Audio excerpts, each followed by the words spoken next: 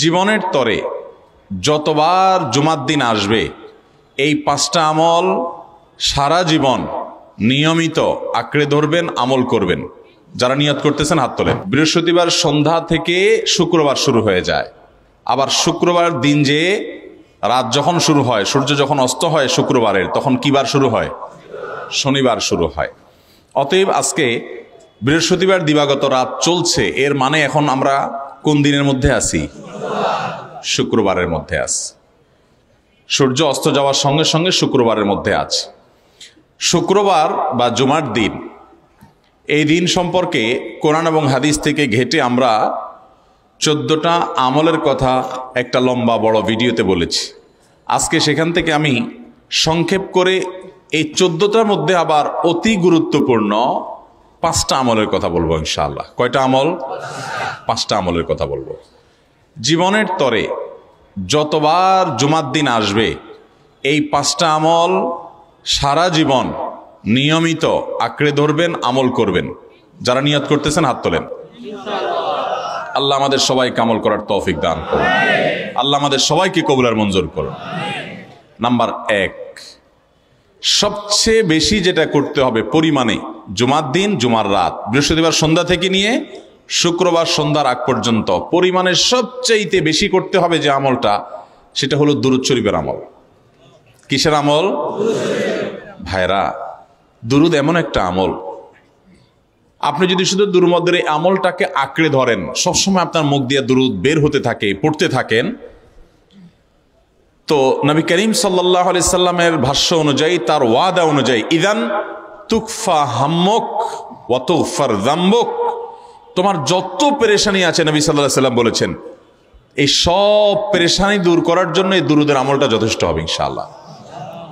এবং গুনাহ মাফের জন্য এই দুরূদের আমলটা কি হবে? যথেষ্ট হবে।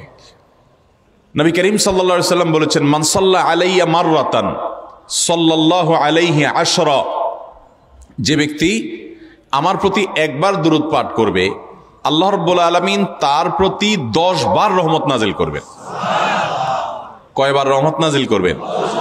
আপনার জীবনে 10টি জায়গায় খুব ক্রাইসিসে পড়ে গেছেন, কোন জটিল সিচুয়েশনে মুখোমুখি হয়ে গেছেন, বিপদের মধ্যে পড়ে গেছেন, ওই জায়গায় আল্লাহর রহমত পাবেন। এরকম একবার দুরূদ পাঠ করবেন হকাদাই করে, যথাযথভাবে মহব্বতের সাথে 10 বার আপনার জীবনে আল্লাহ তাআলা অনুগ্রহ নাজিল করবেন। নবী করিম সাল্লাল্লাহু আলাইহি ওয়াসাল্লাম বলেছেন, আকসিরু আলাইয়া মিনাস সালাতি মিন ইয়াউমিল জুমআতি ওয়া লাইলাতিল জুমআহ, তোমরা জুমার দিন এবং জুমার রাতে আমার প্রতি বেশি বেশি দুরূদ পাঠ করবে, দুরূদ প্রেরণ করবে। ফাইন্না সালাতাকুম মারুদাতুন আলাই, কারণ তোমরা যে দুরূদ পাঠ করো এটা আমার কাছে পেশ করেন আল্লাহর ফেরেশতারা, এবং রীতিমতো নামধাম সহকারে আল্লাহর একদল ফেরেশতা নিয়োজিত আছে। তারা বলেন, আল্লাহ, হে আল্লাহ রাসূল, আপনার অমুক উম্মত, অমুক অনুসারী, আল্লাহর অমুক বান্দা পৃথিবীর অমুক প্রান্ত থেকে, অমুক দেশ থেকে, অমুকের সন্তান, সে আপনার প্রতি দুরূদ পেশ করেছে জুমার দিনে, জুমার রাতে বা অন্য সময়ে। এটা নবী করিম সাল্লাল্লাহু আলাইহি সাল্লামের কাছে রিপোর্ট দেওয়া হয় আল্লাহর নিযুক্ত ফেরেশতাদের মাধ্যমে। আপনি যখন দুরূদ পাঠ করবেন, আপনার ভিতরে এই ফিল হবে যে আমি দুরূদ পাঠ করছি, আর আমার নবীর কাছে এটা উপস্থাপিত হচ্ছে আমার নাম ধাম, আমার রিপোর্ট সহকারে। এই জন্য শুক্রবার দিন এবং রাত, অর্থাৎ বৃহস্পতিবার সন্ধ্যা থেকে নিয়ে শুক্রবার সন্ধ্যা পর্যন্ত এই 24 ঘন্টার মধ্যে নবী করিম সাল্লাল্লাহু আলাইহি সাল্লামের ভাষ্য খেয়াল করেন, আকসিরু আলাই। ওলামা একরাম জানেন, নবী আলাইহিস সালাম সাধারণত কোনো আমল পরিমাণে বেশি করতে বলতেন না। পরিমাণে বেশি করতে বলার মতো আমল খুব কম ইসলামে। গোটা কোরআন যদি খোলেন আপনি, পরিমাণে অধিক করতে বলা হয়েছে এরকম আমল খুব বেশি পাবেন না। তোমরা বেশি বেশি করে নামাজ পড়ো, বেশি বেশি করে রোজা রাখো, এরকম কথা কোরআন হাদিসে নাই। অবশ্যই একজন ইমানদার 5 ওয়াক্ত ফরজ নামাজের পাশাপাশি অধিক পরিমাণে নফল নামাজও পড়বেন, সেটা ভিন্ন কথা। কিন্তু কোরআনে বেশি পরিমাণে আল্লাহর জিকির করার কথা বলা হয়েছে। আর নবী করিম সাল্লাল্লাহু আলাইহি সাল্লাম বৃহস্পতিবার সন্ধ্যা শুরু হলে শুক্রবার সন্ধ্যার আগ পর্যন্ত বেশি পরিমাণে করতে বলেছেন যে কাজটা, সেটা হলো দুরূদ শরীফের আমল।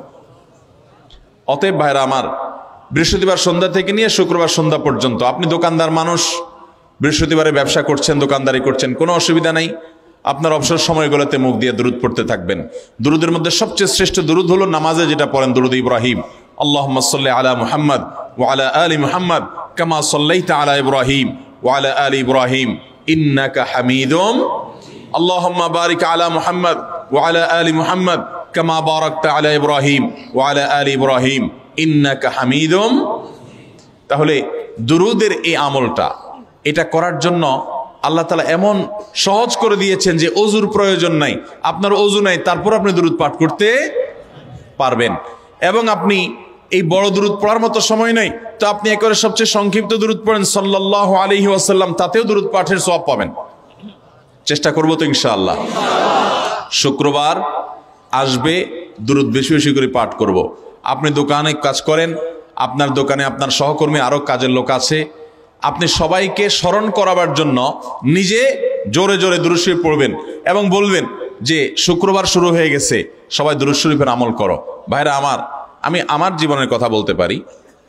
আমার জীবনে ওই যে হাদিসের উপরে ইয়াকিন এবং বিশ্বাস আলহামদুলিল্লাহ ছিল, আমার জীবনে আমি অনেকবার দেখেছি এরকম জটিল পরিস্থিতি হয়েছে যে দেয়ালে পিঠ থেকে গেছে। আপনি বললেও উনি ওনার ছেলের দিকে কেয়ার করবে, কিন্তু আপনি এটা বলার কারণে তার নৈকট্য পাবেন কি পাবেন না, তার সিম্প্যাথি পাবেন কি পাবেন না।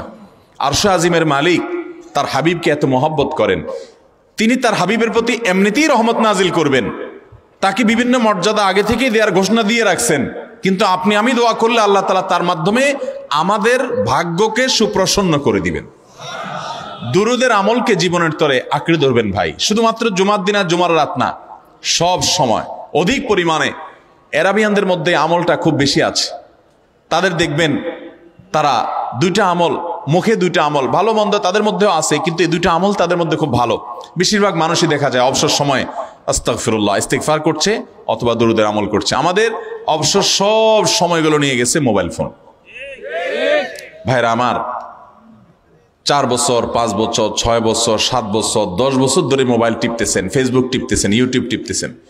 বুকে হাত দিয়ে আমাকে জবাব দেয়া লাগবে না, নিজের বিবেককে একটু জবাব দেন। এই 10 বছর ফেসবুক, ইউটিউব, টিকটক, হোয়াটসঅ্যাপ টিপে আপনার অর্জন কি হয়েছে একটু হিসাব মিলান। এই যে স্ক্রল করতেছেন আঙ্গুল দিয়া, ঘন্টাকে ঘন্টা এই আঙ্গুল দিয়ে টানছেন টানছেন, নিচের দিকে যাচ্ছেন স্ক্রল করে ফেসবুকে, ইউটিউবে, একের পর এক। আপনার জীবনে অর্জনটা কি হয়েছে বলেন? ভাইরা আমার, এই মোবাইলের নিয়ন্ত্রণ করতে হবে, প্রয়োজনে ব্যবহার করতে হবে, কিন্তু এটাকে অনিয়ন্ত্রিত ব্যবহার করা যাবে না। একেবারে যখন তখন সারাদিন টিপাটিপি করলেন। আজকাল তো পোলাপান টয়লেটে গেলেও নিয়ে যায়। আল্লাহ তাআলা আমাদেরকে এই রোগ থেকে বেঁচে থাকার তৌফিক দান করুন। ভাইরা আমার, জীবনটাকে পরিবর্তন করতে হয়, সারা জীবন তো একরকম থাকলে হবে না। বহুত পাগলামি করেছি, আসুন নিজেকে সংশোধন করি। তাহলে জুমার দিন উপলক্ষে 1 নম্বরের আমল বলেছি, বেশি বেশি কোন আমল করতে হবে? সারা জীবন মনে রাখবো তো ইনশাআল্লাহ? বাসা বাড়িতে পরিবারের লোকদেরকে মনে করাবো তো ইনশাআল্লাহ? আমি আমার ড্রাইভার থাকুক, আমার ছেলে মেয়ে থাকুক, আমার পরিবারের লোক থাকুক, আমি আমার কথা আপনাদের বলি উৎসাহের জন্য, যে জুমার দিন শুরু হয়ে গেলে আমি, শুধু আমি না, আমার পরিবার অন্যান্যরাও একে অন্যকে আমরা স্মরণ করে দিই। কে কে দুরূদ পড়তে কতবার পড়ছো, কেউ পড়ছে কিনা একবারও, সন্ধ্যা হয়ে গেছে, অনেক হয়ে গেছে, সবাই শুরু করি। আমলটা করবো তো ইনশাআল্লাহ? নাম্বার 1। নাম্বার 2, জুমার দিন উপলক্ষে অন্য যে কোনো দিনের চাইতে জুমার দিন অর্থাৎ শুক্রবারের ফজর নামাজ পুরুষরা মসজিদে জামাতের সাথে পড়বেন, জামাতের সাথে পড়ার নিয়ত করবেন পাক্কা। কারণ অন্য যে কোনো দিনের ফজর নামাজ না, শুধুমাত্র যত নামাজ আছে, নবী করিম সাল্লাল্লাহু আলাইহি সাল্লাম বলেছেন আফদালুস সালাওয়াতে ইনদাল্লাহ, আল্লাহর কাছে দুনিয়ার সব নামাজের মধ্যে 5 ওয়াক্ত সাধারণ নামাজগুলোর মধ্যে সবচাইতে উত্তম নামাজ হলো সলাতুল ফজরে মাআল জামাআতে ইয়াউমাল জুমআহ। জুমার দিন ফজরের নামাজ জামাতের সাথে আদায় করা হলো যত নামাজ আছে এর মধ্যে সবচেয়ে শ্রেষ্ঠ নামাজ। তাহলে জুমার দিনে এই বিষয়টা বিশেষভাবে খেয়াল রাখবো। জুমার দিন ফজর নামাজটা পুরুষরা কোথায় পড়বো?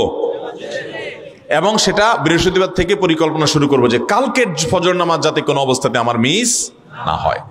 আমাদের আখিরাতের ব্যবসা এটা ভাই, আখিরাতের কারেন্সি সংগ্রহ করা। যত খুঁটে খুঁটে ভালো ভালো আমলগুলো করবেন, আপনার আমল নামাতে আমল সওয়াব জমা হতে থাকবে। চেষ্টা করবো তো ইনশাআল্লাহ? আমাদেরকে শয়তান অন্যদিন ফজরের নামাজ পড়ার সুযোগ হলেও শয়তান এমন ভাবে আমাদেরকে ধোঁকা দেয়, শুক্রবারে ফজরটা পড়াটা সবচেয়ে বেশি কঠিন হয়ে যায়। কেন জানেন? কারণ ইবলিস তো জানে হাদিস, আপনি জানেন না, হয়তো অনেকে হয়তো আজকে শুনছেন। আপনি আমি কোনো হাদিস না জানতে পারি, ইবলিস ঠিকই জানে যে ফজর নামাজ এই দিন যদিও জামাতের সাথে ফজর পড়ে ফেলে তাহলে তোর আখিরাতের ব্যবসা অনেক দূর আগে যাবে। ওর সাথে তো আমাদের বাবা আদমের সাথে সেই চ্যালেঞ্জ, আদম আলাইহিস সালামকে সেজদা করতে বলা হয়েছে, সে তো করে নাই, তার সৌজন্য বা তার জন্য সেজদা নিবেদন করে নাই, আল্লাহ তাআলা সেজন্য তাকে জান্নাত থেকে বের করে দিয়েছে।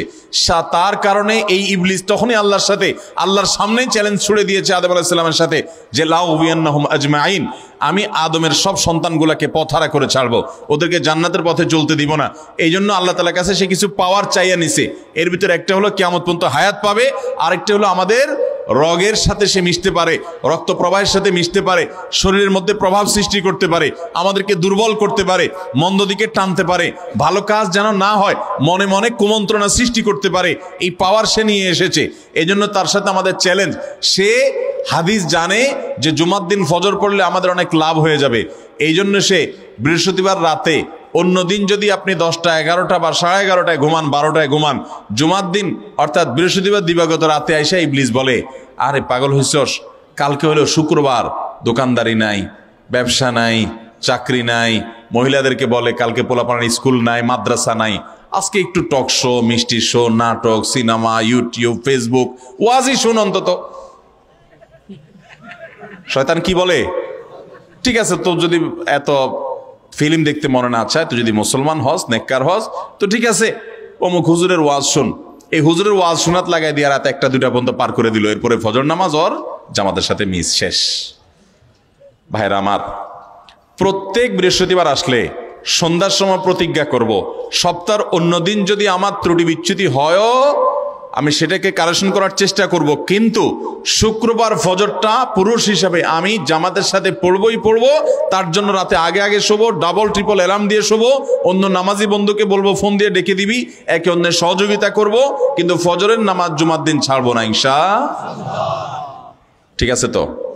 কয়টা আমল হলো? 2টা। মনে রাখবেন তো ইনশাআল্লাহ? আগামী বছর তো আমার মাহফিল আমি আর করব না, কিন্তু আগামী বছর যে মাহফিল করবেন সে আলোচককে আমি রিকোয়েস্ট করবো ইনশাআল্লাহ, আয়োজকরা এটার সবক যেন নেয় আগামী বছর। দিতে পারবেন তো ইনশাআল্লাহ? আমল যদি করেন তাহলে সবক ঠিকই দিতে পারবেন। ওই যে ভাই সবগুলো শুনে দিছে, কারণ এই আমল করেন। আচ্ছা, 3 নম্বর আমল হলো সূরা কাহাফ পড়বো। কোন সূরা পড়বো? সূরা কাহাফ। যারা কোরআন পড়তে পারেন না তারা শুনবেন, আর যারা পড়তে পারেন তারা নিজে পড়বেন।